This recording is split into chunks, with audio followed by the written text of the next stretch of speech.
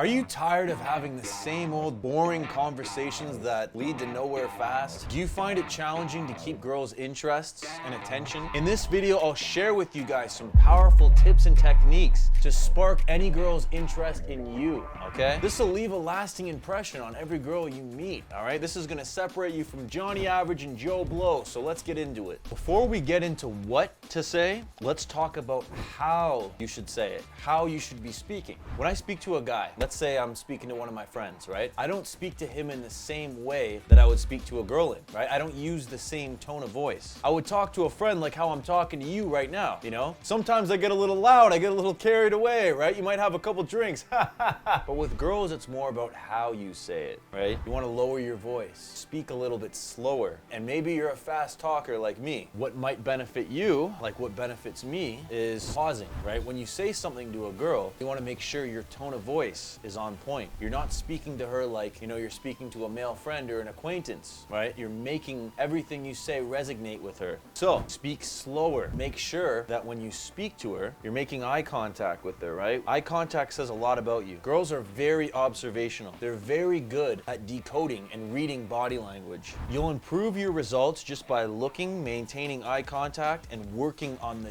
tone of your voice. Because remember, 80% of communication is nonverbal, so girls will already judge you based on how you're saying something. So guys, that being said, if you want to improve your dating lives, hit subscribe right here because I have plenty more videos that will help you rizz up girls left, right, and center. So listen more. Guys, stop talking a girl's ear off, okay? I talk to girls all the time and I ask them what the most common mistake guys make on first dates are, right? This also applies to interactions as well. I coach a lot of guys and what they'll do is they'll talk too much. They'll talk over the girl, right? They'll cut her off. I get it. Sometimes guys are nervous, right? They want to make sure that they leave a lasting impression, right? So they'll keep all this awkward tension and energy. When meanwhile, it's like, and again, guys, you want to keep in mind that you don't want to have logistical conversations with girls, right? Girls are a lot more emotion-based, right? They have these emotional highs and lows, right? So if you're seeing that a girl is really getting into the conversation talking about cheese whiz, you want to bring out these positive emotions in her, right? She's going to associate those positive emotions after the date with you, right? So keep bringing up what she feels passionate about, what she likes, her interests. So I know how you told me about how you're,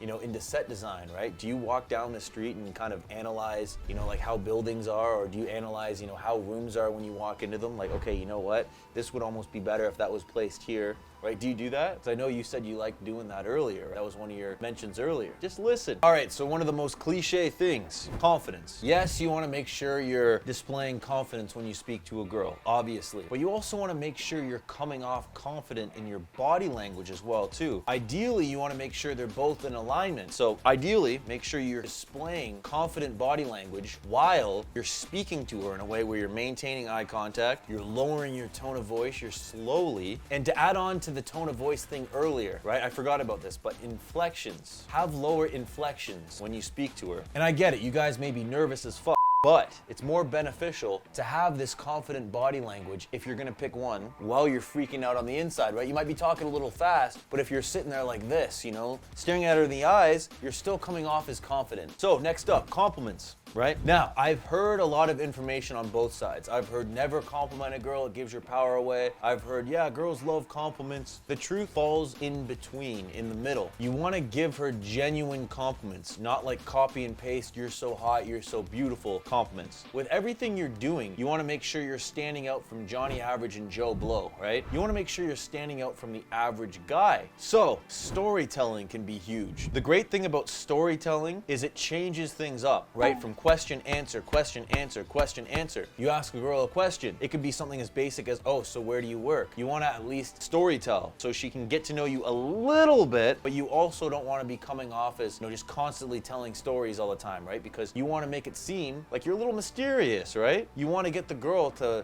wonder, okay, who is this guy, right? So that is the power. The next thing is be mysterious, right? I know I've just said that. You want to be as mysterious as possible because a lot of guys overshoot their wad when it comes to qualifying themselves. They tell everything about themselves they can to the girl. So a lot of guys, they might open a girl, they might keep the conversation going, but they have trouble closing. The best way to do this is the easiest way to do this is to find an activity you guys like doing, you guys both like doing. It doesn't necessarily have to be an activity you guys guys both like doing, but let's say you're speaking, right? She says that she's really into the outdoors, right? She loves going on hikes. She loves going in scenic areas. She loves seeing waterfalls, right? Before you go, and make it seem like you're the one that has to get going, right? Ideally, you want to close when you're leaving her wanting more, right? When she's at an emotional high, right? She's really laughing at one of your jokes you just made. I'm sorry to burst your bubble here, Cynthia. Unfortunately for you, I got to get going. I have to meet a friend. But you know what we should do? I have this really cool area in mind that I've been meaning to explore, right? I know you mentioned earlier, you said you like to,